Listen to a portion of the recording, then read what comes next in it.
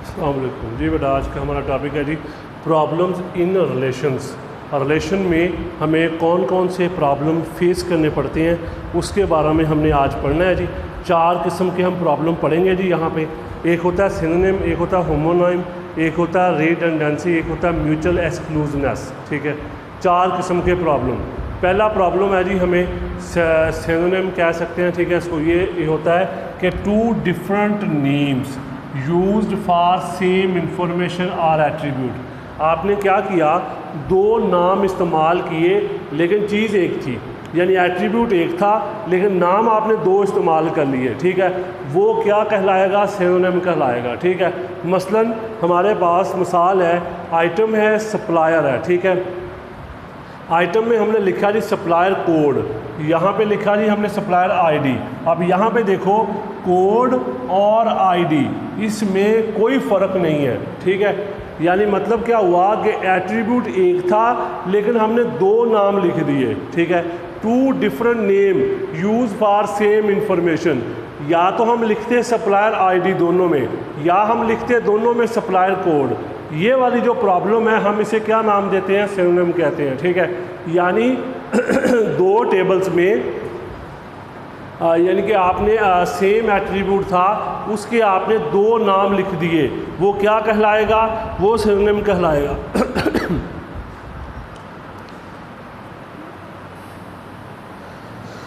Synonym से क्या मुराद है बेटा, मैं बता रहा हूँ आपको कि आपने क्या करना है, सेम एट्रीब्यूट मतलब नाम आपने लिखते हुए देखना है कि आपने गलत नहीं लिखना। यानी अब देखिए एट्रीब्यूट एक था लेकिन आपने नाम क्या लिख दिए, उसके 2 लिख दिए। ये वाली जो प्रॉब्लम है इसको क्या कहेंगे, सिनोनिम कहेंगे। ठीक है, ये वाला प्रॉब्लम आपको ख़त्म करना पड़ेगा, यानी आपको सेम नाम इस्तेमाल करना पड़ेगा एट्रीब्यूट के लिए, तब ये प्रॉब्लम ख़त्म होगा। ठीक है, इसके बाद ये आता है हमारे पास, वो कहता है name of attribute must be same if it exist in 2 relation. Attribute का नाम सेम होना चाहिए अगर वो 2 रिलेशन में एग्जिस्ट करता है। ठीक है जी, अगला जी हमारे पास है होमोनिम। ठीक है, ये क्या है, वो कहता है when same name used for 2 different attribute. अब ये देखो, ये कस्टमर है, ये सप्लायर है, इसमें भी आपने कंपनी नेम लिख दिया, इसमें भी आपने कंपनी नेम लिख दिया। ये वाला जो प्रॉब्लम है इसे हम क्या नाम देते हैं, होमोनिम कहते हैं। ठीक है, यानी जब आपने 2 ठीक है टेबल्स में ठीक है सेम नेम लिख दिया, वो क्या कहलाएगा, वो होमोनिम कहलाएगा। ठीक है, यानी कि ये वाला प्रॉब्लम तब आता है जब आप सेम नाम इस्तेमाल करते हैं 2 जगहों पे। ठीक है, इसको हम होमोनिम कह देते हैं। इस तरह कन्फ्यूजन क्रिएट होगी, अब हमें पता नहीं चलेगा कि ये कस्टमर का है या सप्लायर का है। ठीक है, इस चीज़ का आपने ख्याल करना है कि ठीक है सेम नाम नहीं इस्तेमाल करना। ठीक है, एक ही एट्रीब्यूट के लिए, इसलिए आपको फ़र्क का पता होना चाहिए। ठीक है जी, यानी मतलब कस्टमर है, ये सप्लायर है, इसमें भी आपने वही नाम लिख दिया, इसमें भी आपने वही नाम लिख दिया, ये आपको प्रॉब्लम क्रिएट करेगा। ठीक है, नेक्स्ट आपको समझ मुश्किल आएगी कि ये किसके लिए है और किसके लिए नहीं है, तो ये इस चीज़ का आपने ध्यान रखना है।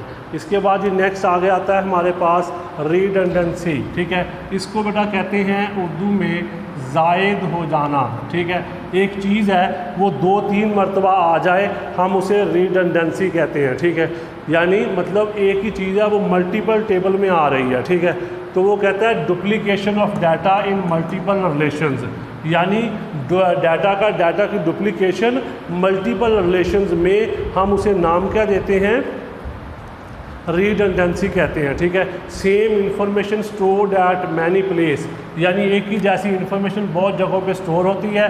जैसा कि एम्प्लॉय है, उसका डेट ऑफ बर्थ, उसकी एज। ठीक है, आपने 2 लिख दिए, हालांकि हमें पता है अगर हमारे पास डेट ऑफ बर्थ हो हम उससे एज मालूम कर सकते हैं।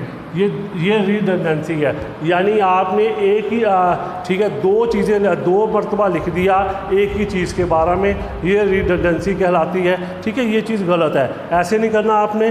क्या इसका क्या तरीक़ाकार है, डुप्लीकेशन नहीं होनी चाहिए, क्योंकि आपने डाटाबेस का मतलब ही ये है कि आपने डाटाबेस को करेक्ट भी रखना है और कंसिस्टेंट भी रखना है। उसका ये तरीका है कि आप उसमें जो डाटा स्टोर करते हैं उसको डुप्लीकेशन से बचाएं, जो भी इंफॉर्मेशन आप लिख रहे हैं वो एक दफ़ा लिखें, वो दोबारा से ना लिखनी पड़े। ये होता है रिडंडेंसी से पे काबू करना, ठीक है। रिडंडेंसी होती है ज़ायद हो जाना, यानी एक ही चीज़ को आप बार बार लिख रहे हैं, ठीक है, तो वो गलत है। मसलन आपने डेट ऑफ बर्थ भी लिख दी, एज भी लिख दी, हालांकि हमें पता है अगर हमारे पास डेट ऑफ बर्थ मौजूद हो हम उससे एज मालूम कर सकते हैं। इसी तरह अगर एज है तो उससे डेट ऑफ बर्थ मालूम। तो मतलब क्या हुआ कि रिडंडेंसी के मुराद कि आपने सेम इंफॉर्मेशन कई जगहों पे स्टोर की हुई है, इसको रिडंडेंसी कहते हैं। चौथा प्रॉब्लम आता है जी म्यूचुअल एक्सक्लूसिव, ठीक है। इसको वैसे हम उर्दू में अगर कहें ना तो बाहमी टकराव कह सकते हैं, ठीक है, उर्दू में। तो म्यूचुअल एक्सक्लूसिव, ठीक है, यानी बाहमी टकराव, ठीक है। ये क्या मतलब है, पहले मैं थोड़ा सा बता दूं। देखिए जी, ये मैंने यहाँ पे लिखा है, ये जी एम्प्लॉय है, ठीक है, उसके बारे में क्वेश्चन है जी मैरिड सिंगल। अब ये देखें, उसने पहले पूछा मैरिड, ठीक है, फिर उसने पूछा सिंगल। अब अगर उसने मैरिड का जवाब गलत दे दिया, मतलब यस दे दिया, ठीक है, और यहाँ भी उसने यस दे दिया, ठीक है, मैरिड में यस हो गया, सिंगल में भी यस हो गया, इसका मतलब ऊपर उसने कह दिया वो शादीशुदा है, नीचे वो कह रहा है नहीं शादीशुदा। तो ये वाली जो चीज़ है, ठीक है, इसको हम कहते हैं बाहमी टकराव, म्यूचुअल एक्सक्लूसिव, ठीक है। वो कहता है data that does not have overlapping information, ठीक है, उसको हम क्या नाम देते हैं, म्यूचुअल एक्सक्लूसिव कहते हैं, ठीक है।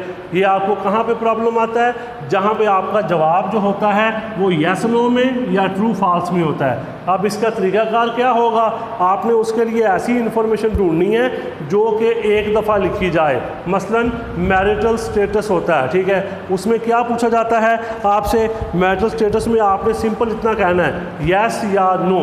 आप यस कह दोगे इसका मतलब आप शादीशुदा है, आप नो कह दोगे आप गैर शादीशुदा है, ठीक है।